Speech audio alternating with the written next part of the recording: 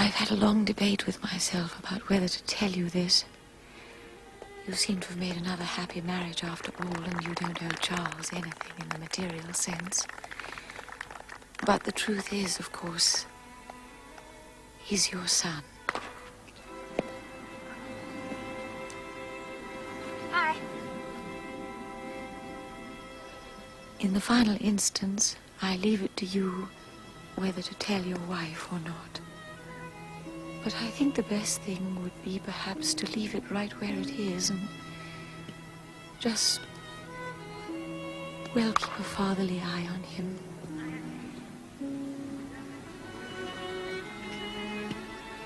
That's about it, except to say goodbye and good luck, always.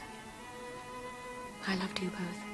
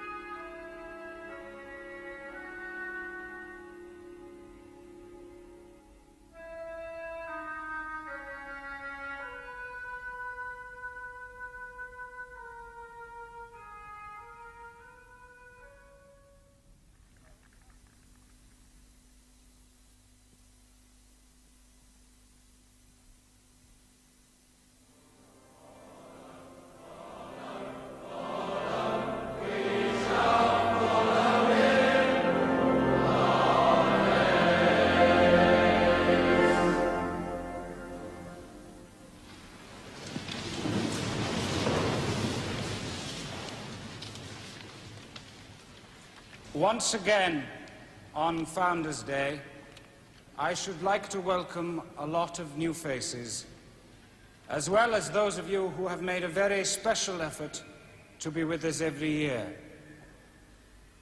It is, naturally, a very difficult time for us all, and so I'm especially grateful that you could be with us today. I also notice that some of our old boys have discarded their school uniforms in favor of a different type of uniform. When I first entered these school grounds during the last war, I also wore such a uniform. We thought that was the war to end all wars. And now, it is a matter of great grief and of great pride that in the last few months, Bamfield men have again given their lives. One such man, R.A.L. Dobson, who was here between 1914 and 1920, was last week killed in action in France. He was one of the very first boys I ever taught. Let us remember his courage as we pray for courage and for wisdom.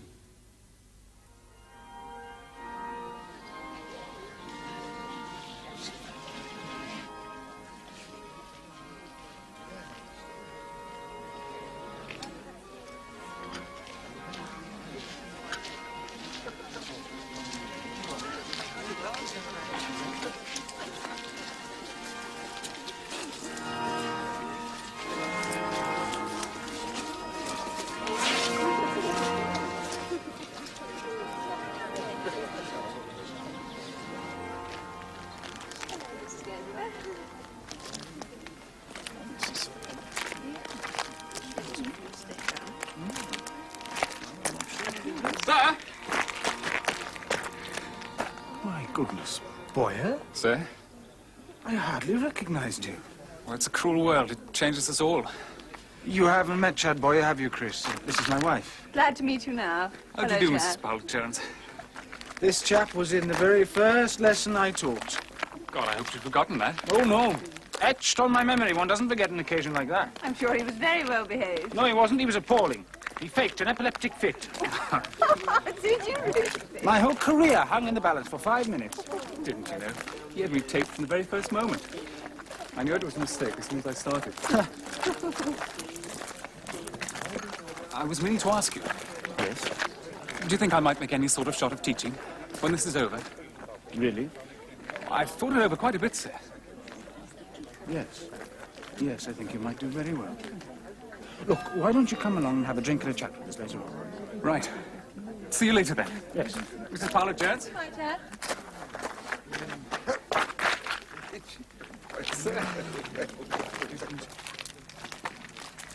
He called you sir. He can't be that much younger than you. He wants to come back here and teach, Chris. That makes me feel very good. If he does come back. Yes. It would be naive to suppose that this war will be any easier than the last. This one's right, isn't it? I mean, we know what we're fighting for. And we will win, won't we? Yes. And this place will carry on. You know, sometimes it's quite extraordinary. It's more than 20 years since I first came here. You'd hardly recognize me. I'm skinny as a rake, shell-shocked, and the shakes, hardly able to hold myself together. If anyone had said then I'd still be here 20 years later. Well, you are here. You happy? Would you change it? No. No, I wouldn't change it.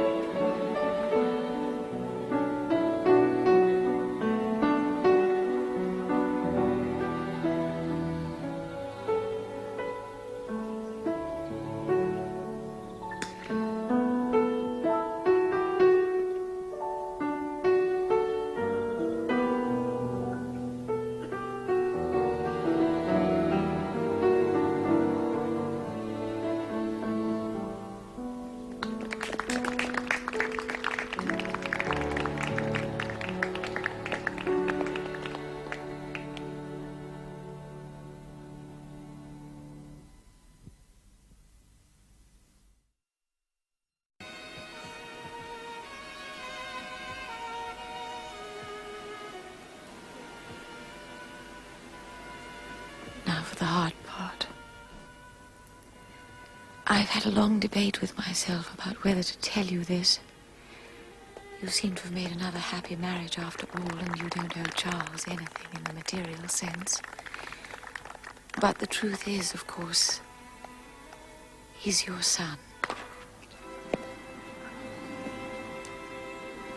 Hi. In the final instance, I leave it to you whether to tell your wife or not. But I think the best thing would be perhaps to leave it right where it is and just, well, keep a fatherly eye on him.